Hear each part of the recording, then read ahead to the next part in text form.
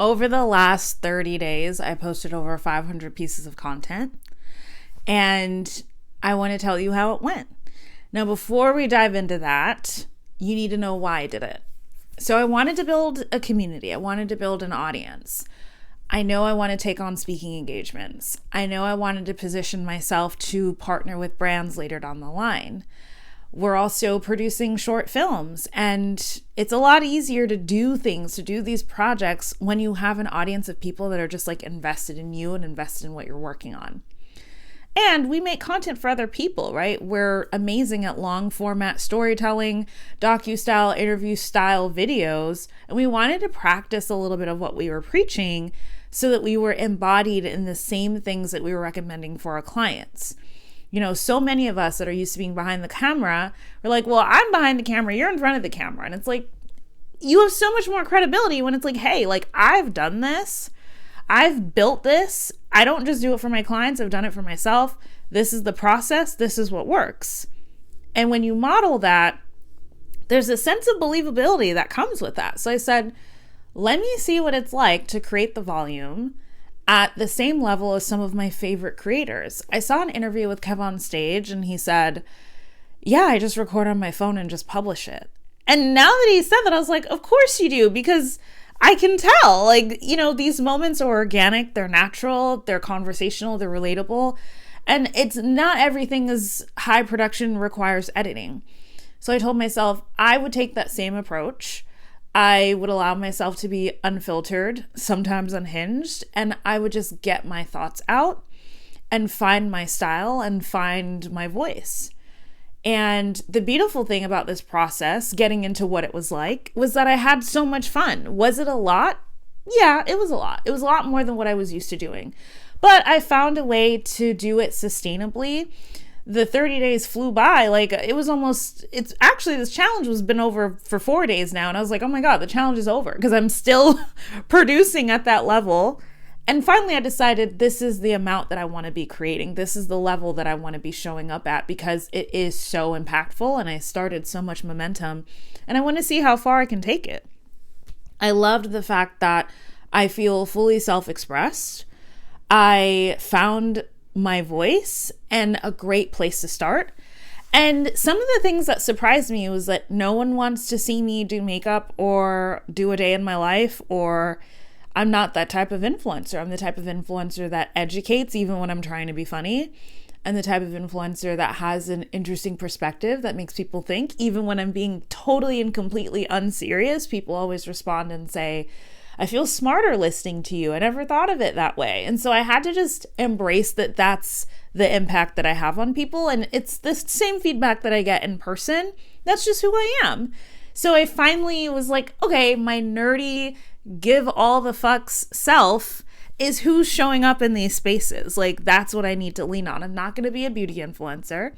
I'm not going to be a follow me everywhere in my life. Thank God, because I get to be present in my life. I get to put my phone down when I'm around my friends and then come home and film videos like this and have the online presence. So I get to have both. And that was really encouraging. It allowed me to think like, okay, well, what kind of partnerships would I have? Obviously not skincare and hair care, because, you know, those videos typically flop for me. So it's also very difficult to talk and do something at the same time. Like, shout out to those girls that are doing that. But that's just not going to be my lane. So I thought, well, instead of having a high volume of brand deals, I'll probably have a few long-term partnerships that are long-term relationships. And I've always been a long-term girly anyway. Like, I have friends that we go hard for each other. We've been together for a very long time. I've always been a, you know, bespoke, keep the circle tight, but ride or die by my people, right? Like, and so it's like, okay, it would make sense that my business mirrors that. Like, that's kind of my personality. Companies like Squarespace, companies like Square, the CRM that more than surprised me in the last few years that I've been using them. Companies like Apple, just companies that I'm like, I'm going to use these products till I die. Like, no exaggeration. Like, there's certain brands that are just so integral to your life, and you're like, yeah, like, within reason, these are going to be my lifelong products, maybe like journals and things like that. Just things that are integrated into my life is what I'll use, rather than products that I'm trying here or there. It's like, I'm not the type of person. I don't even consume that much, right? So it allowed me to think, like, what kind of creator am I, and what kinds of things would I even align myself with? Canva is another amazing dream partner that I would absolutely do. And there's a couple of food CPG brands that I love so freaking much. Like, I love Jenny's. They actually sent me some ice cream. I love Fly by Jing. I just love what they're building. But the reality is I'm probably much better suited for partnerships that allow me to talk about them rather than having to engage with them on screen. Like, that's what I discovered. So it was a really interesting learning process. It wasn't too hard to keep up with the volume. So 500 posts in 30 days basically breaks down to about 15 to 20, you could say 16 to 17 posts per day. Typically I was doing about 20 posts per day because it's very easy to show up on Substack 5 different times. Like, very easy to show up on Threads 5 different times. And it's funny because I got feedback earlier when I announced that I was doing this challenge, and someone was like, your audience is going to hate you. And I was doing it. I was like one day in, and I was like, honestly, they're loving it. It's only been a day, but they're loving it. I'm finding my people. The most awesome thing was I started talking about dance hall music and Jamaican culture, and other Jamaicans found me on Instagram, like people who exclusively speak Patois, don't even use English for engaging online. And it just made me feel so seen. It made me feel like I belong somewhere and most of them were like, I could tell you're Jamaican because, like, how do you know about this? It felt so good to be seen by my own culture. So that was just like the bonus and the cherry on top of all of this, of like calling in a community of aligned people that validate my experience. Like, that's really awesome.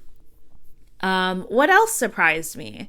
It was really refreshing to know that I could still create at this volume and still be present in my life offline. Like, I'm not recording all the time. I set aside time each day to record. Usually I record a little bit more than what I'll need for that day to stretch me to the second day. And that allows me to keep up in case the second day I'm busy or I'm working or I'm doing client work, so I don't miss being visible. The way the algorithms work, I now realize, is really powerful, because when you're intentional about the words that you're using in these videos, when you're intentional about the topic, it feeds the information to the people who want to engage with that.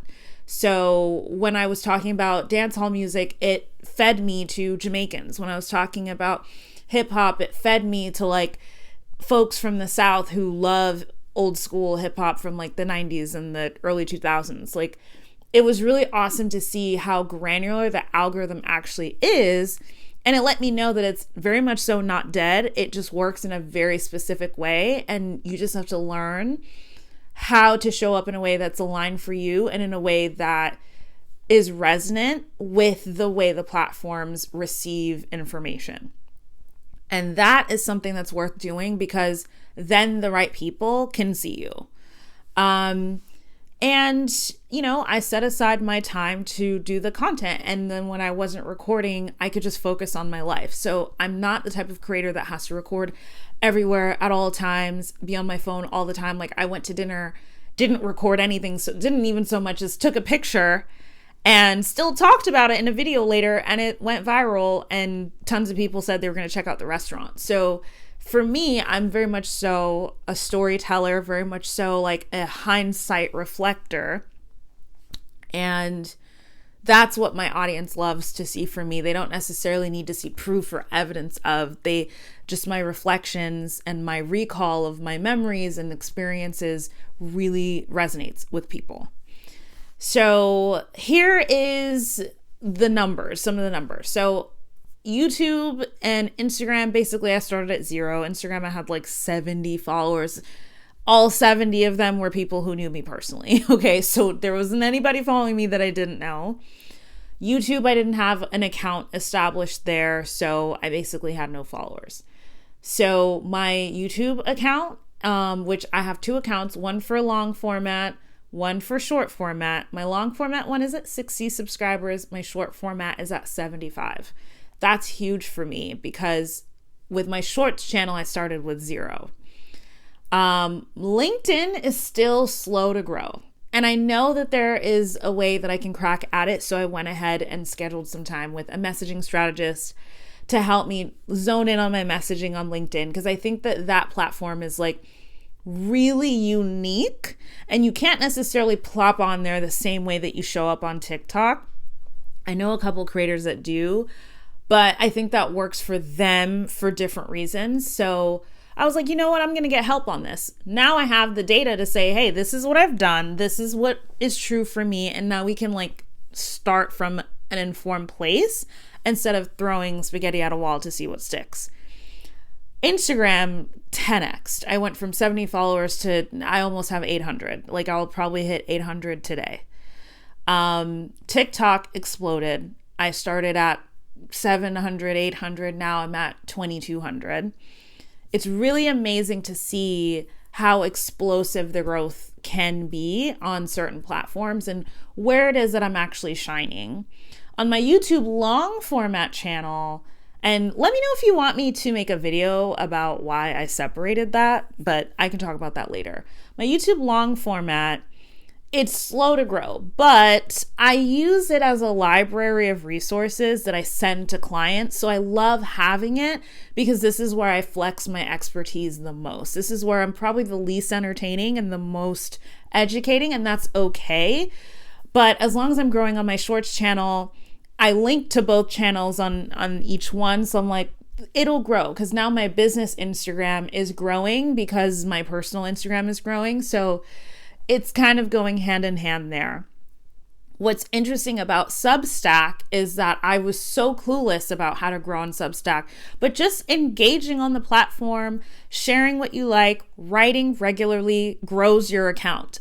And that's so amazing. A few of them came in from TikTok and Instagram as well, but a lot of my followers on Substack showed up because they just see that I'm consistent on there, and that's amazing.